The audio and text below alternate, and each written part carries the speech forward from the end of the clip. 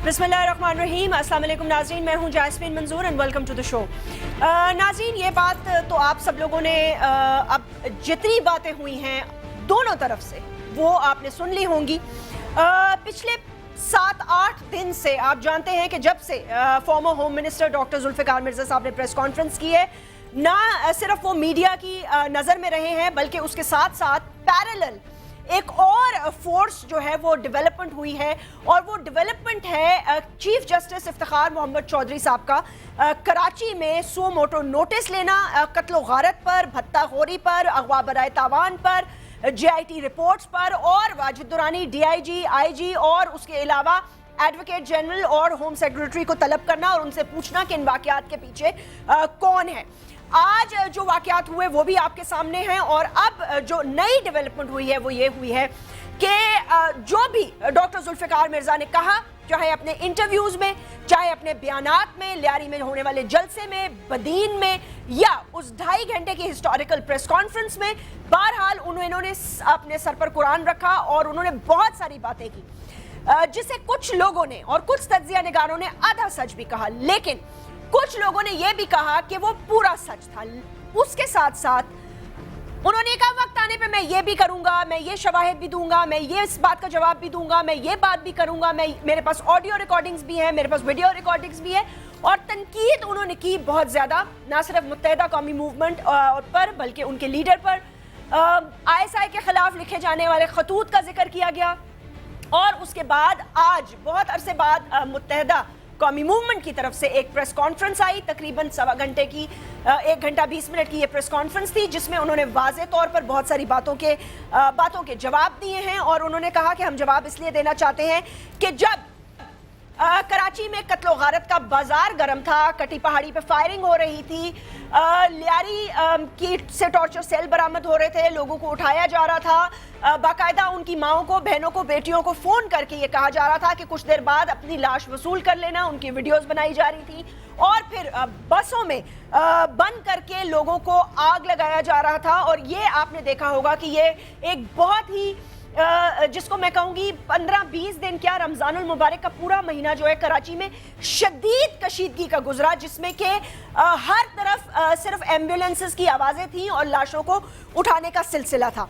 बहरहाल उन्होंने कहा कि आज मुत्तहिदा कौमी मूवमेंट नहीं बल्कि महाजर कौमी मूवमेंट और महाजरों को दीवार से लगाने की साजिश की जा रही है। जो शख्स अपने आप को सिंध का बेटा कहते हैं, अगर उनमें हिम्मत है तो वो फिर सारे दलाइल दें और सारे के सारे सबूत दें।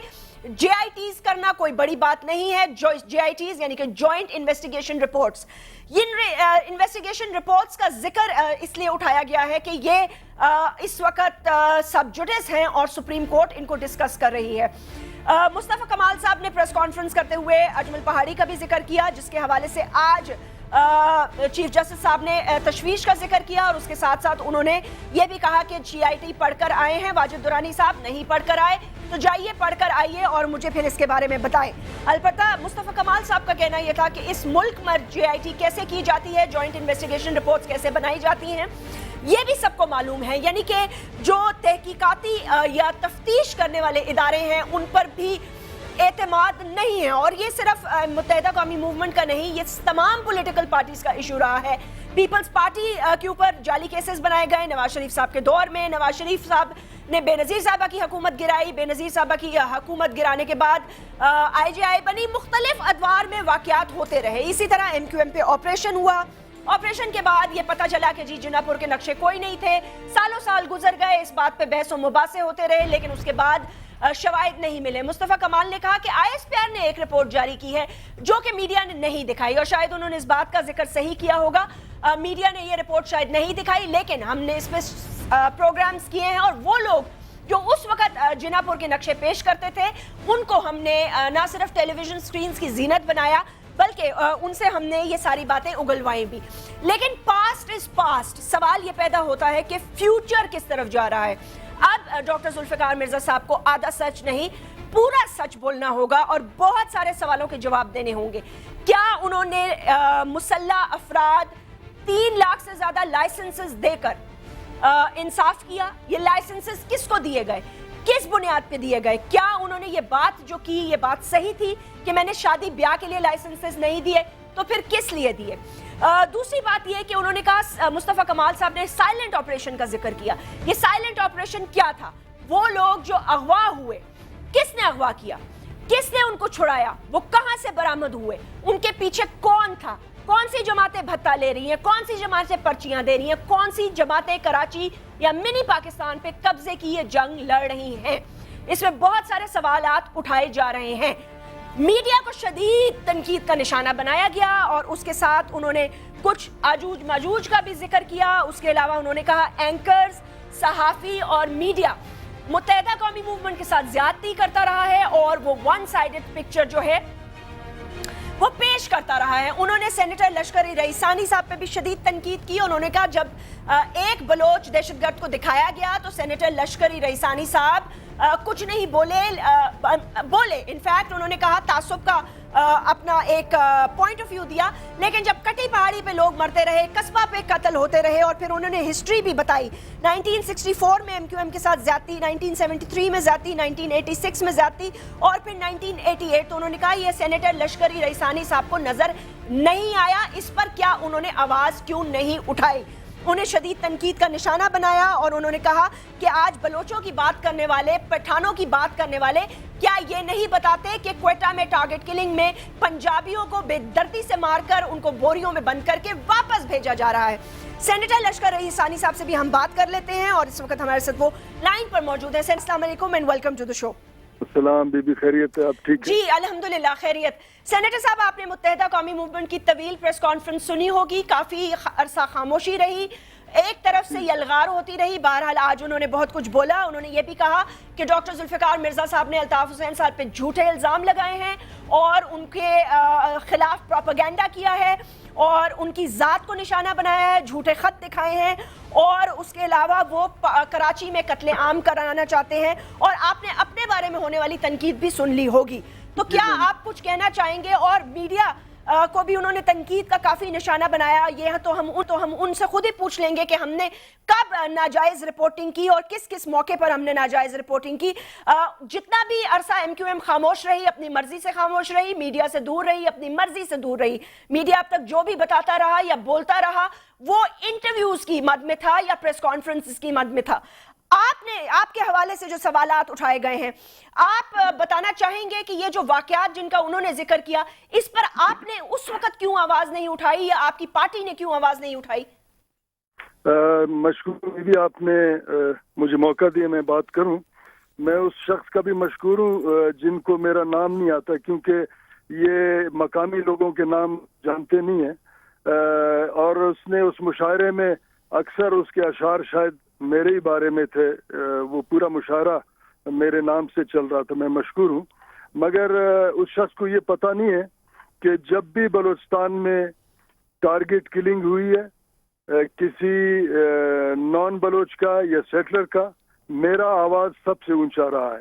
اور یہ پریس اور مختلف چینلز کا ریکارڈ پہ موجود ہے. بلکہ میں نے ان بلوچ لیڈروں کو بھی تنقید کا نشانہ بنایا یا ان کو بھی مختلف چینلز پہ کہا ہے کہ آپ بھی آواز اٹھائیں, کیونکہ سیاسی لوگوں کو یہ زیب نہیں دیتے کہ کسی غیر ان کے نسل سے نہ تعلق رکھنے والے شخص کا قتل ہو تو وہ یا خاموش ہو یا خوشی ہو.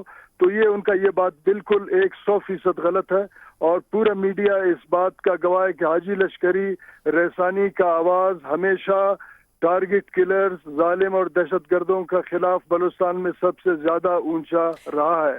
سینیٹر صاحب, انہوں نے کراچی کا ذکر کیا, انہوں نے کہا کٹی پہاڑی پہ جب فائرنگ ہوتی رہی, اس کے علاوہ انہوں نے کہا 12 اگست کو W11 کی بس پر آگ لگا دیا گیا, MQM کے لوگوں کے شناختی کارڈ چیک کر کے ان کے گلے کاٹے گئے, اعضاء الگ کیے گئے, ان کی ویڈیوز بنائی گئی, ان کے سروں میں ڈرلنگ کی گئی, بوریوں میں بند کیا گیا اور ان کی ماؤں کے گھر بھیج دیا گیا. تب سینیٹر لشکری رئیسانی صاحب کچھ نہیں بولے. قصبہ میں آگ لگی رہی تو وہ کچھ نہیں بولے. اس حوالے سے بتائیے گا. لشکری رئیسانی ہمیشہ سے یہ بات کرتا رہا ہے, جو بھی دہشت گرد ہیں ان کا میں مذمت کرتا رہا ہوں, چاہے کوئی اردو بولنے والے کے ساتھ ظلم کرے, بلوچ پشتون کے ساتھ ظلم کرے, مگر ان لوگوں پہ میں لعنت بھیجتا ہوں کہ جنہوں نے کراچی میں سیاست کو دہشت گردی کا رنگ دیا اور بندوق کے زور سے کراچی پہ قبضہ کرنا چاہتے ہیں، ان کے ذاتی اور ظلم اور دہشت گردی کی سیاست کی وجہ سے آج کراچی قتل گاہ بنا ہے. وہاں مظلوم کمزور مہاجر بھی مارے جاتے ہیں، وہاں بلوچوں کا بھی قتل عام ہوا، وہاں پنجابیوں کی ایتھنک کلینزنگ بھی کی گئی، وہاں سندھیوں کے گوٹوں کو مسمار کرنے کا کوشش کیا گیا مشرف کے دور میں. تو یہ بات بالکل ان کا غلط ہے. وہ جذبات کے روز میں بہ کے جو بات کر رہے تھے، مجھے انتہائی افسوس آ رہا تھا کہ اگر وہ تھوڑا سا سوچ کے بات کرتے یا ان کو میرا سابقہ ریکارڈ اگر وہ چیک کرتے مختلف چینلز میں، تو میں نے ہمیشہ دہشت گردی اور تشدد کے سیاست کا مذمت کیا ہے. سینیٹر صاحب، انہوں نے جو ہوم منسٹر صاحب کے حوالے سے، فارمر ہوم منسٹر صاحب کے حوالے سے جو انہوں نے ذکر کیا ہے، انہوں نے یہ کہا ہے کہ آپ کی حکومت کے ایک شخص یہ سازش بھی بنا رہا ہے کہ فوج اور ISI کے ساتھ متحدہ قومی موومنٹ کی تعلقات خراب کرے، بلکہ جبکہ وہ ایک واحد پارٹی تھی جنہوں نے کیری لوگر بل کی مخالفت کی اور جس پہ آپ کو پتہ ہے کور کمانڈرز نے اعتراض اٹھایا تھا.